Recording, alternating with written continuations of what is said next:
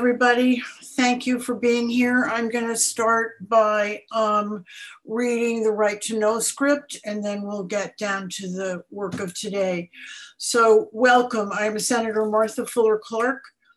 Today, we will be meeting with the Commission on, sorry, just a second. We are to deal with child hunger. And I want to go through the checklist to ensure that the meeting is being held in compliance with the Right to Know law. As chairman of this commission, I find that due to the state of emergency declared by the governor as a result of COVID-19 pandemic and in accordance with the governor's emergency order, number 12, pursuant to executive order 2020-04 and its extensions, this public body is authorized to meet electronically.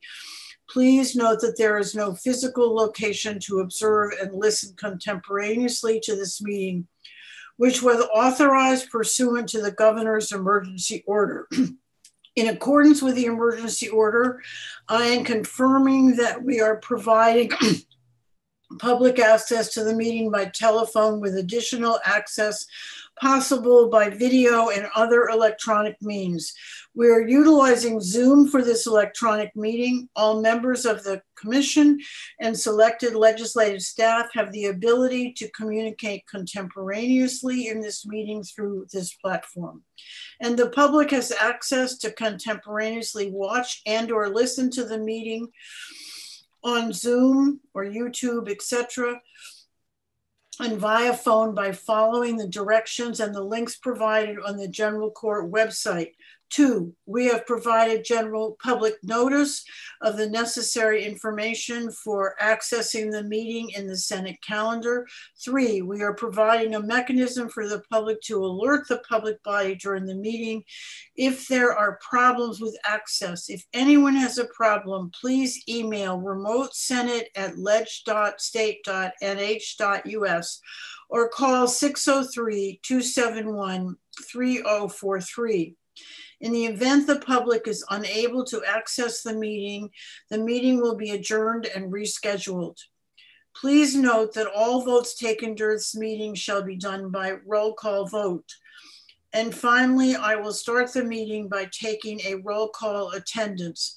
When each member states their presence, please also state where you are and if anyone else is in the room with you during this meeting, which is required under the Right to Know laws. So I will begin by calling the roll call, and I will start with Joe Barrett.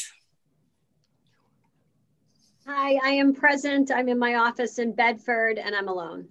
Thank you. Laura Milliken. Hi, I am in my home in Concord. Oh, I'm Laura Milliken from New Hampshire Hunger Solutions, and I'm in my home in Concord, and there's no one else in the room with me. Great. Mary Lou Beaver. Hi, I'm Mary Lou Beaver, the director of the Children's Place and Parent Education Center, a program of Waypoint. I'm in my office in Concord, and there's no one in the room with me. Welcome. Susan Warnick.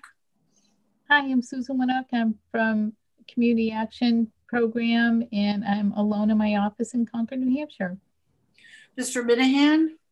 Hi, I'm Brendan Minahan, Superintendent of Schools in Newport, representing New Hampshire School Administrators Association, and I am alone in my office in Newport. Elise Bolster. Hi, my name is Elise Bolster, and I'm the Nutrition Programs Manager here at the New Hampshire Food Bank. I am in my office, and I am alone. Great. Mary Jane Wallner. Mary Jane Wallner. I'm in my home in Concord, New Hampshire, and my husband is in the house. And I'm Senator Martha Fuller Clark. I'm in our home in Portsmouth, New Hampshire, and my husband is in our house as well. So thank you all very much. And I really appreciate you joining this morning. I hope everyone had a fine Thanksgiving. We have much to be thankful for at this particular juncture. and a lot to still be concerned about. There's no question. Sherry White, I see that you have joined us. Would you please announce yourself? Sherry White from the Department of Education, Office of Nutrition Programs and Services. I am in my home in Newfields, New Hampshire, and I am alone. Great, and you have a beautiful backdrop. So thank you all very much. I think the purpose today is to get an update. If Mary Jane, you could start with the request that went through the Gopher meeting to the governor last week. Didn't look particularly promising, but if you could just give us an update. Oh, sorry, Senator, so sorry, Representative, just to jump in really quickly. We have 2 sets of minutes that still need approval. I did, okay. Yeah, that's right. Everyone should have received the minutes. I'd like to ask for a motion to approve both of those minutes and a second, and then if there are any changes or recommendations. So if someone could make a motion.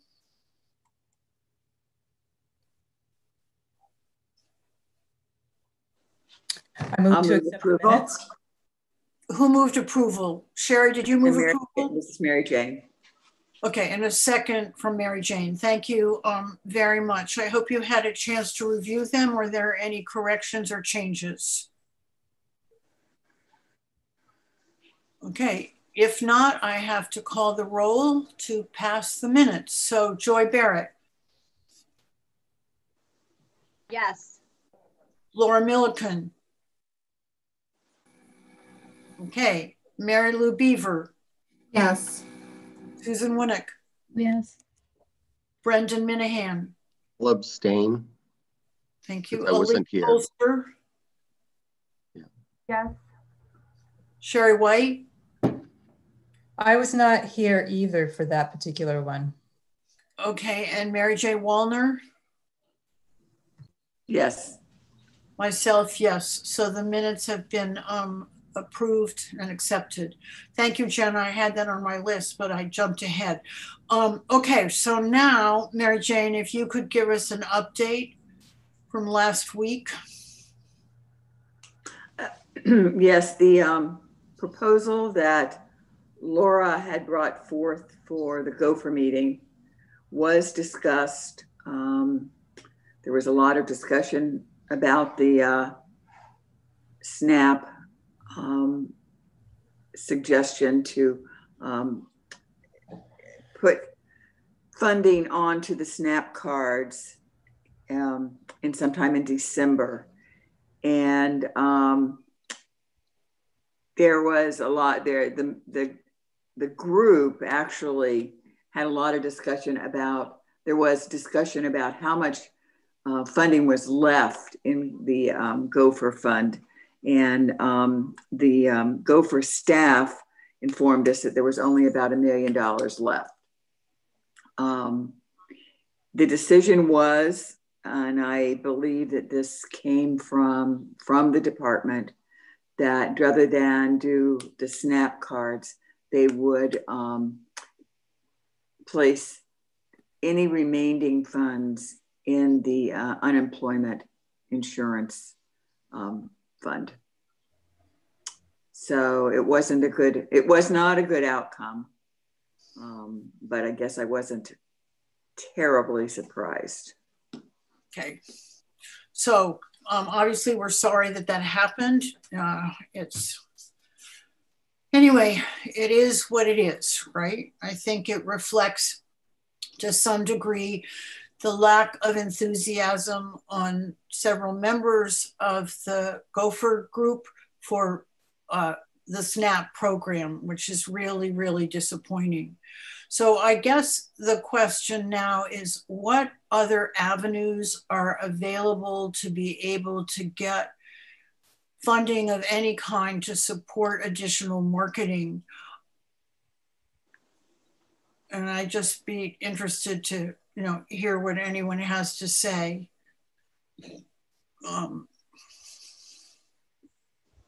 Sherry, could you maybe give us some insight from the Department of Education?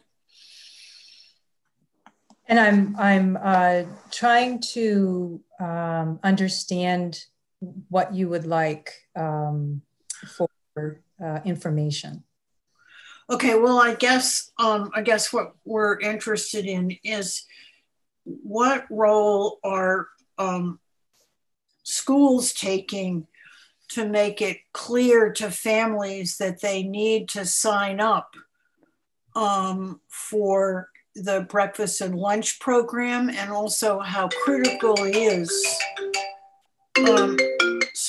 in terms of having those numbers, because so many other programs depend upon how many people sign up for the free and reduced lunch, even though we know everyone is eligible right now up until next June to get those meals for free.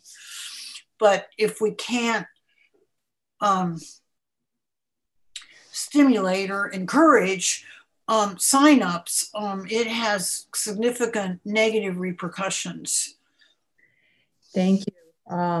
So let's see, about a week and a half ago, we had created a flyer that did go out to SAUs. The flyer was a provision, it provided reasons to the public as far as why you should be signing up for a free and reduced application. Those went out, like I said, to all SAUs. In addition, there was a media release that was done by the Department of Education regarding the need to complete free and reduced applications. NHPR, I happened to be talking with an individual from NHPR. They picked up on that and have that information out there as well. If anybody would like to go on to the information that they have. And that is on an app. And in addition to that, I was also on another radio spot. And during that radio spot, they developed an, I don't know what you call these things anymore. All this social media stuff is just going wild. But there was a recording that was done and a podcast, that's what it was. So there's a podcast out there regarding certain things having to do with school meals, and the free and reduced applications was a component of that as well. So there are a few places now via the media and via our office where there's awareness that is going on with the need for completing free and reduced applications. Great. So is it possible to make available to everybody that is on this call this morning a copy of that brochure that went out to the schools? And then I have a thought for Mary Jane, which is, I think it would be excellent if we could find a way to distribute that information to all the senators to be elected on Wednesday or to be sworn in, and all of the reps, and ask them to be able to work with their local communities to help get people to sign up. I don't know if you think that is a reasonable request, Mary Jane, or not. Well, I can certainly try to make the request. My guess is at the House right now, I'm not sure how much they're going to be able to do. That, this whole thing about the meeting and where we're going to meet and how we're going to meet and when we're going to meet on Wednesday is eating up a lot of time. And is that so still I will. Okay, is that still up in the air? The plan as of last night was that we were going to meet at UNH in a field. I guess the football field, maybe. They're setting up there for us. It'll be an outside swearing in. So, well, I have another idea. What if we were just to put it the information in the House and Senate calendar. In the calendars. Yeah, that'll work. We can put it in the next calendar. That'll get to everybody. Yeah, so that's good. If you were willing to put some sort of a notice based on the brochure into the calendar for the House and the Senate. And I think it's really critical to make it clear that, you know, so many other programs are dependent upon the number of individuals who sign up for this program, and that, no, anyway, however you want to put it together, but I think that's what's essential. One, that the program right now is free, but you still are expected to sign up. Yes, so Sherry's going to send us something that we can, Sherry's going to send us the brochure. Yes, I was just searching for it actually. I will get it out to everyone. Okay. And is it possible to ask Sherry to also try to send us a link to the podcast? Or should we go right to public radio? The podcast was done through New Hampshire In Depth, I think. And okay. I believe I can get you that link. That would be terrific. That would be terrific.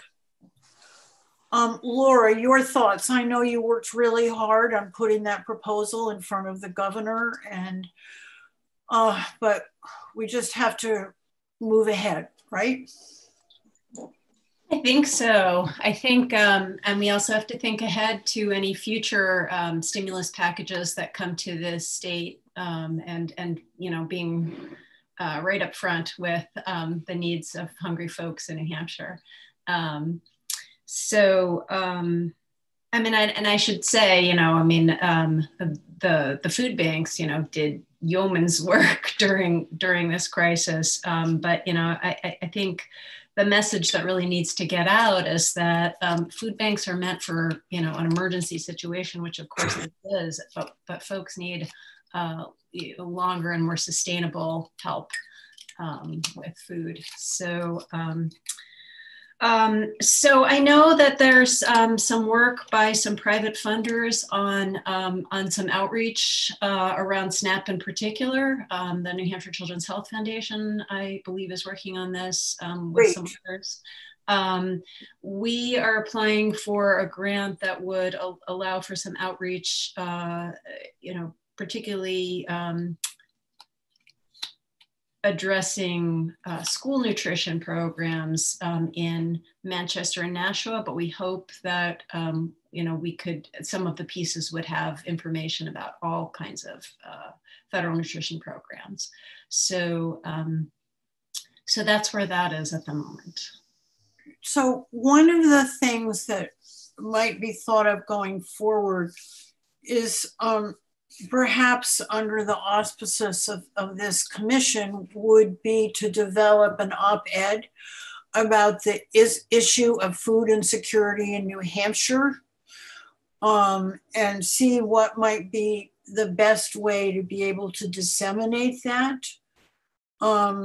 Because I still think that there's so many people in the state who don't understand and don't recognize the growing issue of food insecurity. And I would like to say, while the purpose of this commission was to look at child hunger, I think we have to look at food security across all spectrums, not just children, but families and adults, because children are part of families, and that we just can't stay focused given the increase in the crisis on children.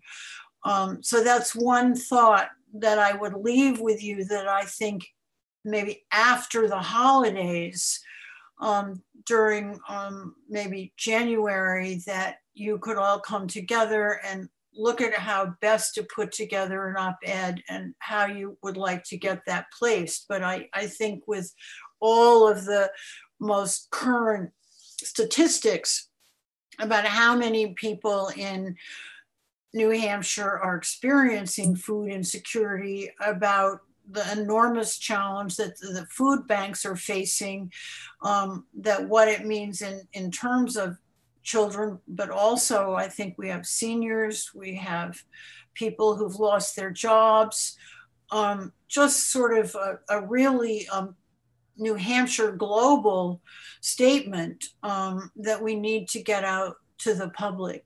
So that's another thought that I have. Other comments, questions, concerns today? Yeah, Senator, I was just going to jump in and mention, I know Laura and I are specifically, and maybe Sherry, when she's available, are part of the New Hampshire Food Access Coalition. And I don't know if how often it's talked about, we talk about the commission in that meeting, but the commission specific to addressing childhood hunger. So in the coalition, we talk about all populations. And right now the focus is on developing a one-page document for all new and continuing legislators in the state and the House to know where they can go to access resources relating to food access. And with that, there's going to be like a one-pager informative visual that kind of explains some of the statistics of food insecurity in New Hampshire. So I think that that mission is already kind of happening as it relates to the general population. And I don't know, Laura, if you can add any more details that you think might be important. Well, that's terrific to hear about that. And it's clearly important, you know, and we're not going to see, with the COVID situation, we're not going to see things turn around until next summer at the earliest, you know, so that I think the other issue we know is, and I don't know if people have some last minute insight, but I think the other concern right now is, and it obviously could change with the new administration in Washington, but is the whole issue of eviction, you know, that more and more people are at risk of being evicted, and what is the significance of that and the additional stress that it puts on the food banks and on all of the social services in terms of trying to take care of these individuals. So, and then we've seen the conversation, shall we say, that has been building around the issue of homelessness, and particularly in Manchester. But I have no idea how, you know, what kind of pressure the homeless population, and if that continues to increase, is also putting on the ability to provide these people with the meals that they're going to so desperately need. So we're not out of the woods by any means. Martha, could I ask a question? Sure. Elise just said that they were going to be providing information to legislators. And I wondered how soon you were going to have that ready, and whether or not the effort to put it in the calendar is really necessary, or should we be working together to be sure that it gets out there? I think the last time we spoke, we meet once a month, and we were working quickly to get it done sooner rather than later. And I can't remember his name, who kind of supports us and has an in with some of the ongoings at the State House, said that it might be better to wait till the new year after people get settled and have a better understanding of where they're going to be and how they're going to congregate. And so I think the new year, I think we were supposed to, or are hoping to have it for January 2021. That's my memory too. And I can't remember his name either, but he's from Be Fresh Consulting that works with the Food Access Coalition. So, Mary Jane, I'm just thinking that the sooner that we can get people across the state to sign up, the more important that is. And that's just one component of the whole issue of, you know, food insecurity, but what we're trying to do there is increase the number of signups. So I would think that the focus of the notice in the calendar should be about reps and senators reaching out to their local school districts and making sure that maybe they could even get information into their local papers about the importance of families signing up. Okay, I think, yes, it has two different, yes, two different things. Different audiences, actually. Yeah. Okay, great, Yeah. thank you. Okay, other thoughts, comments? Senator, this is Mary Lou. FNS has finally released the guidance on the next phase of pandemic EBT. I emailed back and forth with Maureen Burke either last week or the week before, and the state had gotten it. They were starting to look at it and figure out how they were going to do the two new pieces that are part of EBT, PEBT2, as they're calling it. And that's the child care side and also the senior or the elderly side. She said she hoped that she would have some information for us as soon as possible. But with that as well, the parents and guardians would need to ensure that they are filling out the applications for school lunch and school meals. So I'm hoping that with that, and when the state does get ready to roll it out, or even before, that they will be sending out information about that as well to follow up on top of whatever we're doing with legislators now, and what the food bank is also going to be putting out for legislators. The pandemic EBT2 runs through September 30th of 2021. So it will carry us through quite a, at least 9 months into the new year. So if you could share that statement that came from Washington with members of this commission, it would be great. Tomorrow at 3, FRAC, the Food Research and Action Center, in coordination with the Center on Budget and Policy, and I think Feed America as well, is doing a webinar. I can send you everyone the information on that as well if they want to listen in. They will be discussing the new FNS guidance and what it means for the states. Great, that would be very helpful. No, I don't know if anyone just jotted down some notes about this meeting today that we could address as minutes. I didn't, I'm sorry. If someone could create some minutes for today, that would be great. Any volunteers?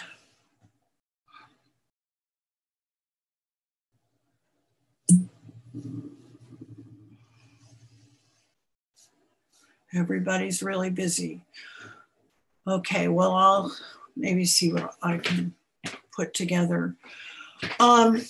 So this really, in my official capacity, is the last time that I will be meeting with you or calling this group together. I certainly look forward to the opportunity to work with you as a citizen, not as a senator.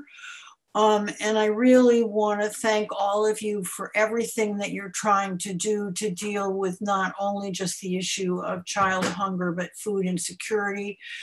And I'm hoping maybe, I don't know who will be appointed from the Senate to serve in my place, but as soon as that's decided, I'm sure that the staff will let you know. And maybe in the meantime, Mary Jane, this is kind of in your hands from the legislative point of view. Any comments?